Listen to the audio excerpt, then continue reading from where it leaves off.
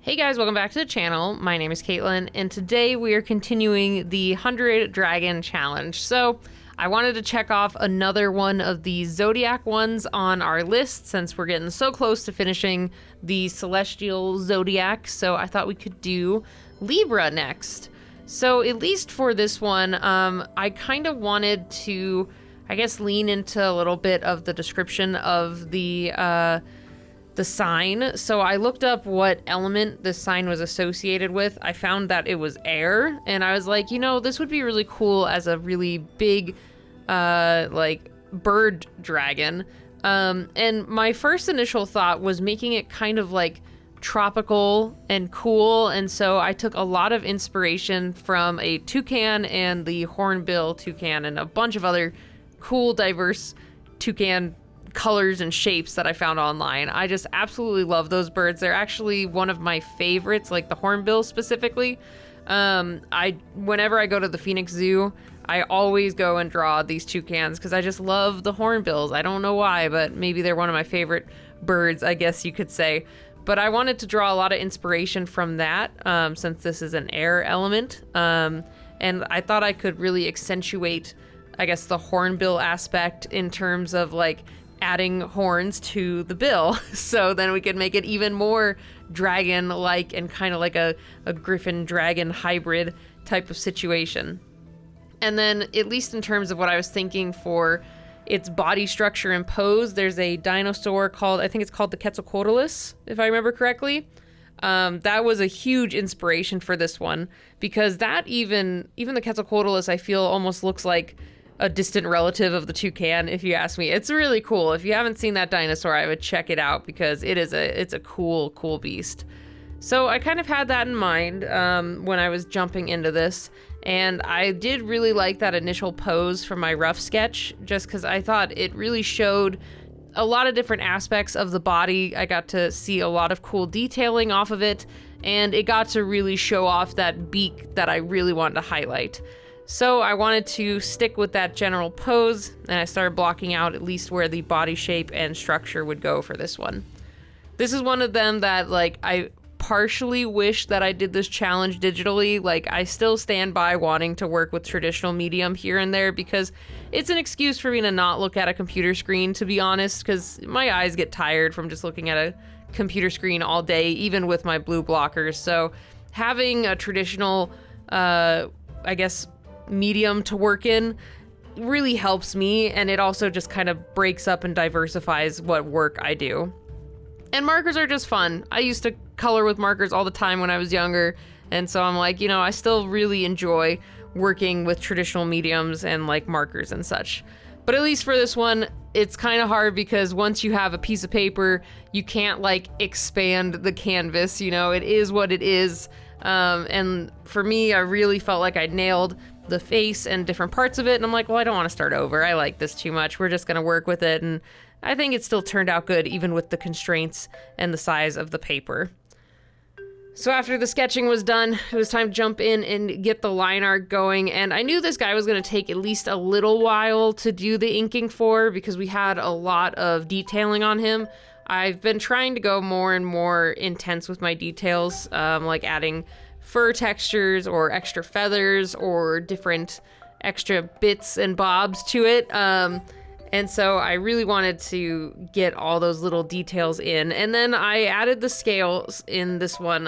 It wasn't really visible on my rough sketch, but I did have the idea of having the scales be on the horns. And it just really gives me a cool, like, god-like dragon vibe, I guess, just because it seems like it's almost like, I don't know. I know we've done a gold dragon, and that one for sure was like, it felt like the god of gold, but this one also feels like it could be in that same god tier level, like of this same culture. Like you have the big T-Rex gold dragon god that I did previously, and then this one maybe is, I don't know what this one would be. I guess it could be like the god of balance or something, or like or it could be like the god of like fairness and equality or something.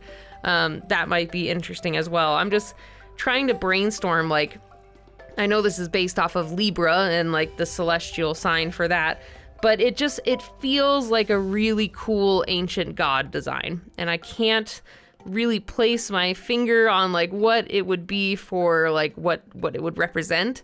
So if you guys want to, down in the comments below, let me know what you think. I would actually love to know if you have ideas of what god this could be a being over that would fall into some really cool lore. I bet you guys could think of something awesome, because every time I ask you guys to do like something in the comments, you blow me away with some type of cool lore or like a cool like idea for a creature or something. You guys are all so smart. So I would love to see what you think down in the comments, because at least my initial gut reaction, just going with the scales and like the idea of the balance of them, I know they were, they were meant to weigh other things and currency and other stuff, but I don't know. I always get a vibe of like balance and fairness and equality from the scales. So I would love to see what you guys think. With that little tangent out of the way, I was jumping in now and adding some more line depth. I am glad that I did this specifically on the beak, but I think it gets a little lost once I start coloring. You'll see why in a bit. Again, a reason why I kind of miss digital work, because I could just take those lines and like, lock them and then color them a slightly different color so they stood out a little bit better against the feathers in the future. But I still really like this one, and I think it turned out really fun. So I'm not going to complain. And then for the colors, the Toucan and the Hornbill Toucan have a lot of amazing colors like oranges and reds. And then I was just informed on the Twitch stream that I was doing this on that female toucans are the ones that have the green bills, and I'm like, ooh, that's really cool.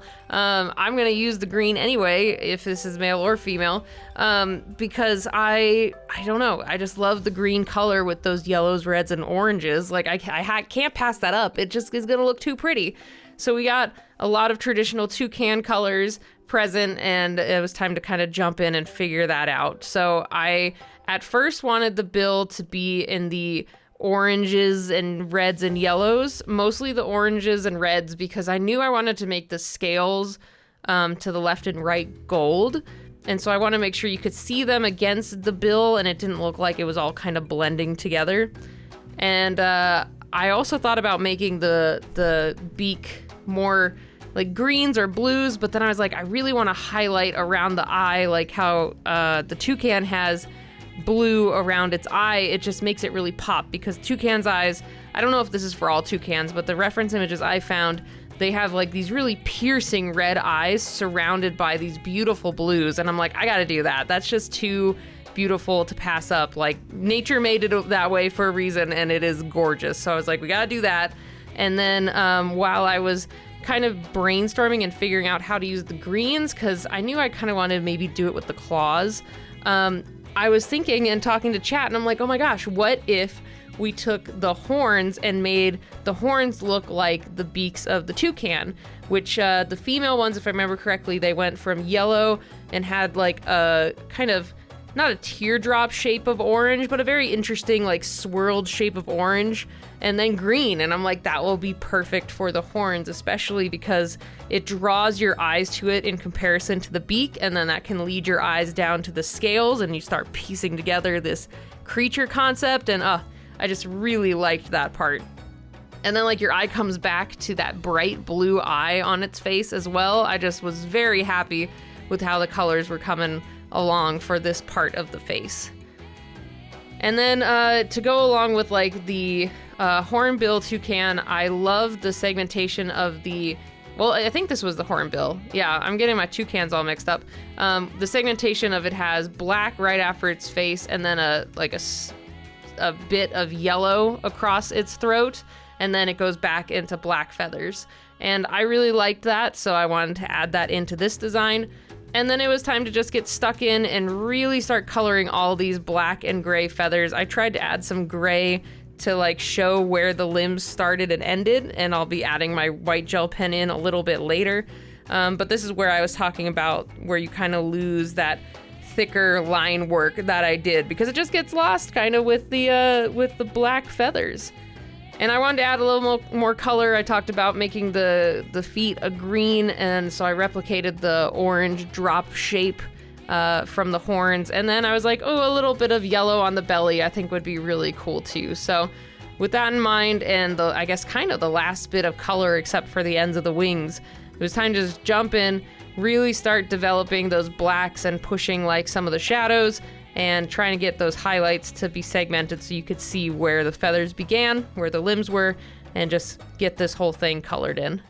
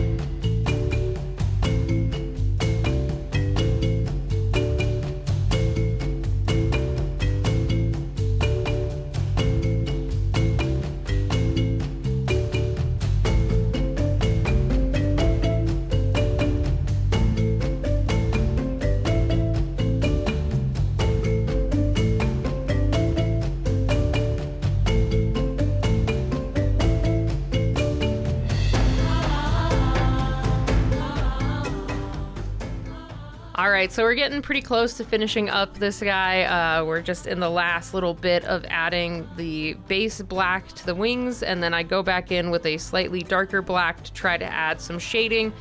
The one thing that I'm kind of bummed at is my camera. I think my camera is a good quality camera, I won't complain, but I feel like in person you can see so much more depth to the colors.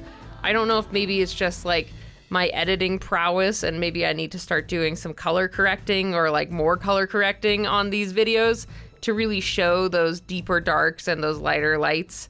But yeah, I feel like the shading I can see pretty well on the picture in person, but it gets a little bit lost in the video. But I'm glad that I did it, because at least in person you can at least see where the feathers begin and end, and it just kind of helps break up the wings a little bit more.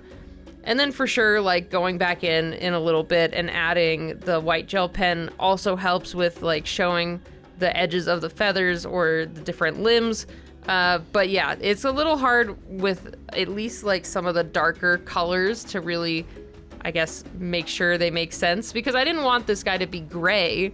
I wanted him to be black, but then I'm like, ooh, this black might have been a little bit too dark, at least in terms of like being able to visibly see the line art and anything else about it. But I think adding the white gel pen did help in the end. Maybe next time I'll maybe experiment with this, is when I have black line art amongst black feathers or a black background, maybe I'll try just relining it with the white gel pen. I think I'll do an experiment with that, because I don't want to do a whole piece with that, but I just want to see how well it would work. Because in theory, I think it would work pretty okay. But in practice, you never know what will happen with traditional mediums. I just don't want to like do a whole dragon and then be like, all right, let's try white gel pen on every line, and then it looks dumb. So we will see. I will try it out and see how it turns out. But yeah, I overall really liked how this guy turned out. I think it was really fun and different than what I initially was thinking for the Libra Dragon. I don't know, I just think it looks really cool and different, and I love doing a giant Quetzalcoatlus-like dragon. So one more checked off from our celestial zodiac, but let's go ahead and look at last week's dragons. So Aquarius dragons, we didn't get a ton of entries, but I love the ones that did get submitted. Scorching Shadow, I think it's really cool that your wings and fins kind of replicate the symbol for Aquarius. And Dina's sketchbook, I really like the moodiness of this piece and having like the moon and like the cool like wavy like dragon, really awesome. And then for the other three that submitted, I think your designs look super cute and I absolutely adore them. But if you guys would like to enter for this week's dragon, for the Libra Dragon, make sure to post your dragon under the hashtag KM100Dragons on Twitter or Instagram. I said dragon a lot of times in a row right then. You can also join our Discord community where we do like fun art activities, and you can also post your dragons over there. And then, yeah, I guess that's it for the post and stuff. Thanks again, guys, for watching the video. I super appreciate it. If you aren't already, I would love if you joined our community by hitting that subscribe button, and leave any suggestions down below for other dragons. We're in the last 30-ish, so we got one more really final push, and then we'll be done with the 100 Dragon Challenge, and then I'll have to think of another challenge. Anyway, thank you guys again so much, and I'll see you all next time. Bye, everybody.